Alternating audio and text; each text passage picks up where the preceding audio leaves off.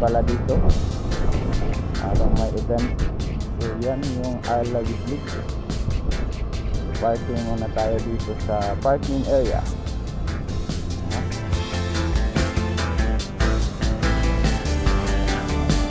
Ito na lang tayo mag-giving ka. So ayan mga kapatid, nandito tayo sa Isla Bislig.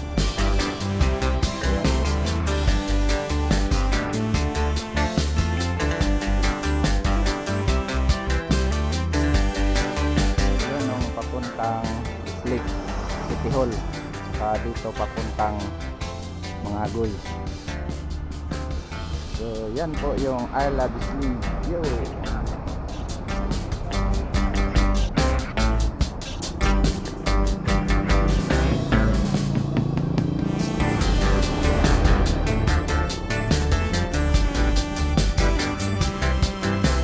Siyempre, bago tayo pumunta doon sa Tinoyan Falls, di pwede na wala tayong souvenir picture sa I Love Bislig.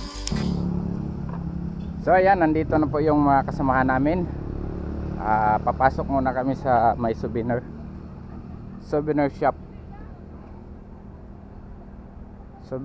and tourist assistant ng Bislig City. So ayan, papasok tayo dito. So kung ano yung mapipili natin.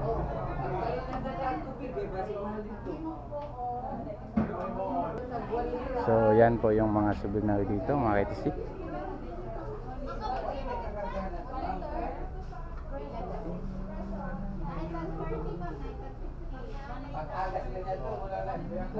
Okay, pareha galing tagplano. Ha?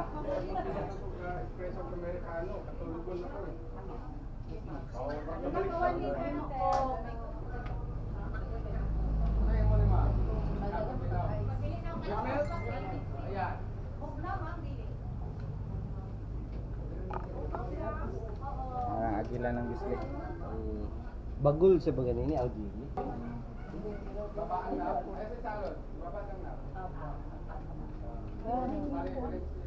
Isa na siya. 40 daw. Crabs. Basin sa baboy. Sa mga. Gabay pa baboy. Let's go. So yun, tayo po ang guide ngayon mga ka-ITC. Bisita natin from Germany. Come to Bislig City. So yun, dito po tayo dadaan papuntang Tinoyan Falls. So yan, nakasunod yung mga kasamahan natin all the way from Tandag City and Germany.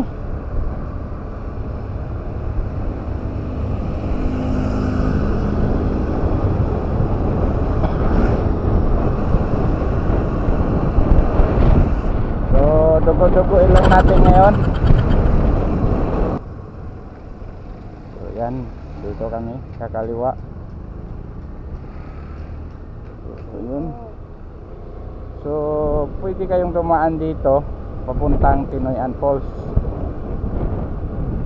So pakaliwa terminal, so pakanan tayo mga KTC. So pagbungad nyo pa lang, so yan ang makikita nyo na view. So yan po ang bundok ng Mangagoy. So dito tayo straight.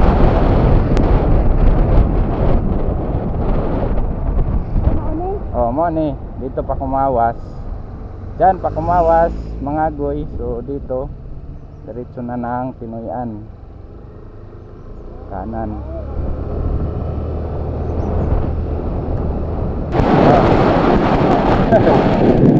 So ayun, pag bunga dito, ito na po yung Lake 77 mga kapatid. Welcome to Lake 77.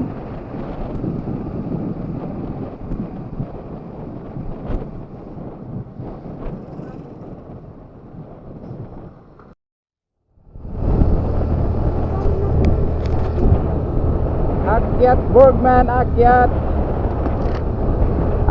Borgman. So medyo paakyat na po to dahil malapit na po tayo pagdating doon sa unahan. Yun na yun.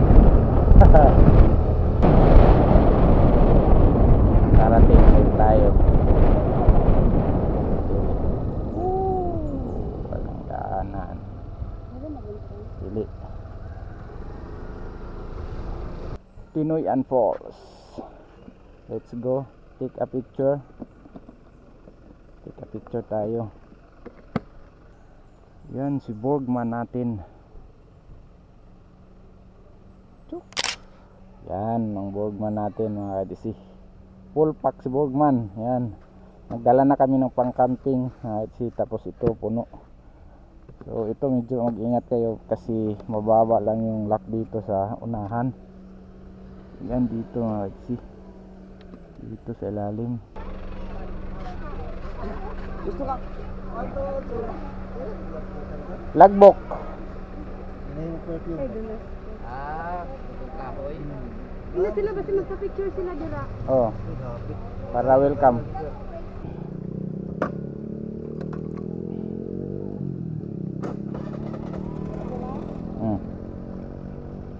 Sa to dito, lista-lista lang.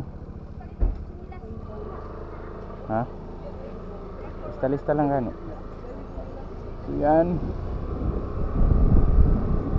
Let's go na.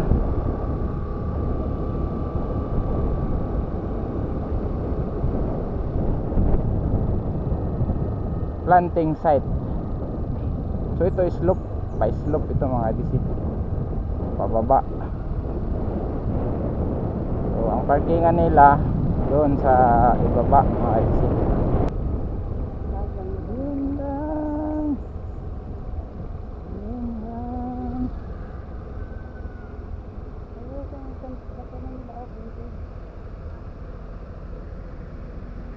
So yun, papasok na po tayo ng Tinoyan. So ito po yung ano, yan, Tinuyuan or Tinoyan. So ibig sabihin po ay talagang sasadyain mong puntahan mga ka-ITC. So yan po yung Tinoyan Falls. Lalapitan natin yan mamaya.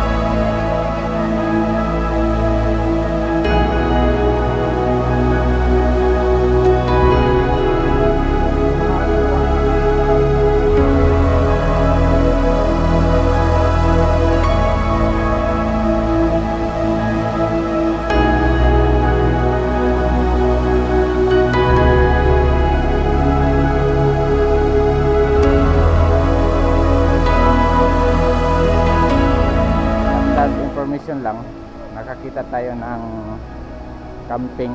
Pwede na pala dito mag overnight camping. So magdala lang kayo ng sarili nyong tent. So yun, katulad nyan. So 110 overnight camping na po. Tapos ganito yung view na makikita nyo mga ka-ITC. Yan. So operation nila dito is 24/7. So nagtatanong tayo kanina sa in charge. Pupunta tayo doon sa kabila. Yan yung view dito sa malayo. So dito yung camping area nila mga ka-ITC. So maybe next time mag-camping tayo dito with that view mga ka-ITC. So may mga puno dito. So ganito lang yung tulay nila kasi palagi itong nasisira pag malakas na yung tubig. So yan yung view dito, yung malaking kahoy, tuog. So yun yung camping area malapit.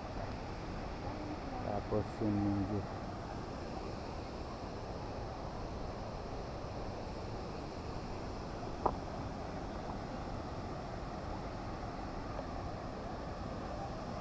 So doon kami. At So, Ayaw ka. Ito gawin niya pang-vlog ko.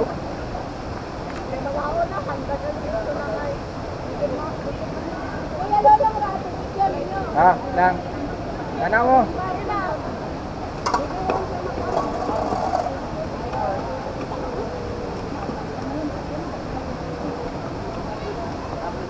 Ayos ng kaliguan kay kamerang tubig.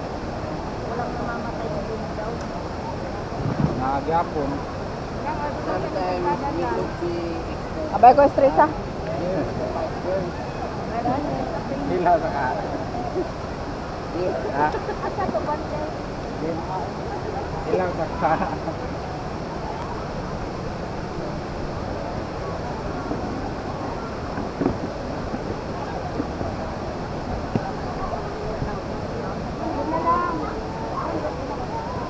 Gina mo? Gina na to? Okay. Paupawan ba?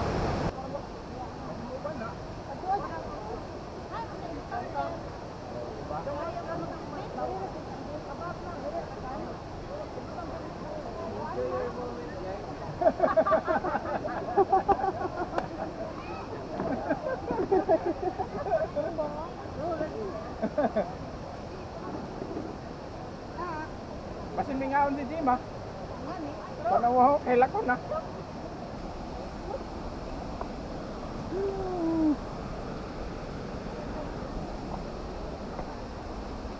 Akyat. Akyaters. So yan mga EDC. Galing kami doon sa ibaba. Papunta dito. Ayan. So okay naman yung hagdanan. So at saka malapit na kami. Yan.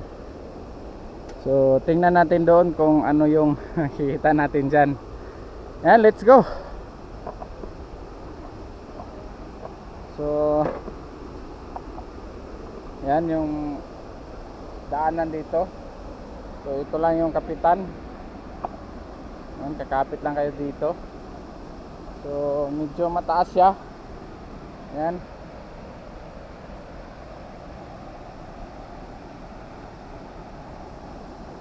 So yun, malapit na tayo dito.